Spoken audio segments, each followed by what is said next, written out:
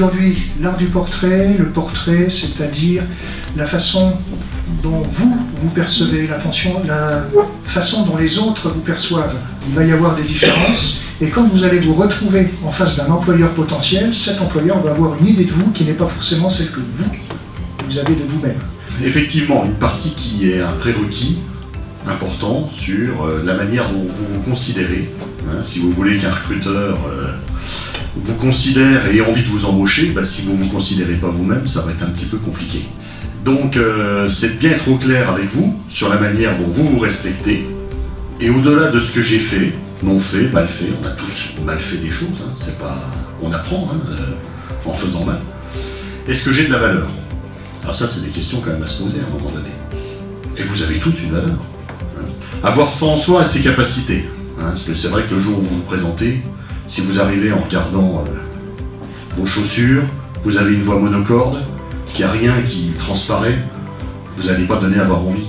Quand un recruteur regarde différents profils, on se rend compte que ce qui peut faire la différence n'est pas toujours quelque chose de professionnel. Il y a une individualité qui est cherchée, une personnalité et une passion, un attrait. N'hésitez pas à mettre ça en avant et à le cultiver et à le valoriser. Alors, on peut aussi prendre une feuille de papier et puis renoter quelles sont toutes mes expériences, mes réussites, mes échecs, mes qualités, mes défauts, lister. Et c'est toujours intéressant de le savoir parce que ça permet pas de changer sa nature, on ne se change jamais, mais de pouvoir adapter un petit peu les choses et de pouvoir un peu corriger. Ce qu'on va faire aujourd'hui, on va vous faire un petit jeu. Il n'y a pas de notes, c'est pas noté, c'est pas une interrogation écrite, je vous rassure. On va essayer d'identifier quelques savoir-faire et quelques qualités. À quoi ça va vous servir? Ce petit jeu, vous allez pouvoir le réutiliser après, notamment pour rédiger vos CV et vos lettres de motivation. Alors, on va prendre 5 minutes. Nous on va être là si vous avez besoin de nous aussi. Je vous propose d'écrire soit votre nom, soit je suis, et puis allez-y, mettez des aptitudes et des qualités qui vous semblent coller à tout ça. Puis ensuite, s'il y en a qui veulent, on pourra en présenter certains devant tout le monde ou pas. C'est comme vous voudrez.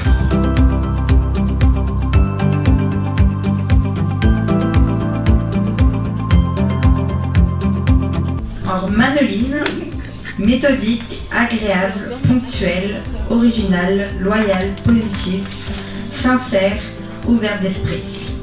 On va vous proposer une deuxième petite activité, donc vous avez toujours vos feuilles, c'est très bien. Alors vous allez faire 3 cercles, comme ici, et on va parler assez rapidement. Pareil, on va prendre quelques minutes pour parler de la connaissance de vous-même vis-à-vis d'un emploi futur. Alors, en bas, il y a « je veux ». Je veux être président de la République. Ouais, moi aussi. Donc là, vous allez mettre « je veux ». Qu'est-ce que vous voulez vraiment ou qu'est-ce que vous pensez vouloir aujourd'hui? Et puis, vous allez essayer de remplir le cercle jaune en disant « je peux ». Avec un bac pro, vente, accueil, commerce, je peux pas être président de la République. Mais je peux postuler pour être vendeur, je peux postuler pour être à l'accueil du Kinépolis, je peux postuler pour plein de choses. Donc il y a « je veux » et puis il y a « je peux ». Alors « je veux », vous pouvez mettre ce que vraiment vous voudriez. Et puis nous, on va essayer de passer tous vous voir, et puis nous on va remplir le cercle bleu, en tout cas on va essayer de le remplir avec vous en disant « ben voilà, nous de ce qu'on connaît en tout cas du marché du travail, voilà ce qu'on pense qui est possible. » Par rapport à « je veux » et « je peux ». Et dans l'idéal, on va trouver une petite zone qui est ici, où tout ça, ça va se rencontrer, et où quelque part, c'est un petit peu là que vous allez aller chercher du travail et que vous allez aller chercher un poste. Ce qu'il faut surtout faire, c'est se positiver, viser l'efficacité de ce qu'on peut apporter, de ce qu'on peut aller au-delà de soi, surtout ça c'est important. Et puis, il faut exclure l'échec, parce que ça peut arriver, l'échec, c'est pour tout le monde, c'est pas forcément pour certaines personnes, c'est vraiment pour tout le monde.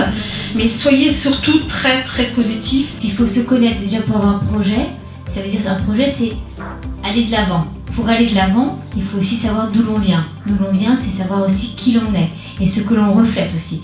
Donc c'est pour ça que ce travail que vous avez fait aujourd'hui au niveau des qualités, des aptitudes, de vos compétences, il va être mis à profit dès le prochain atelier. Déjà, ça leur apporte une ouverture d'esprit, hein, et puis on va à l'extérieur, on a un contact avec des professionnels, une parole qui vient d'ailleurs. La même que la nôtre, mais qui vient voilà, d'ailleurs. qui vient d'ailleurs, donc qui sera certainement mieux ressentie.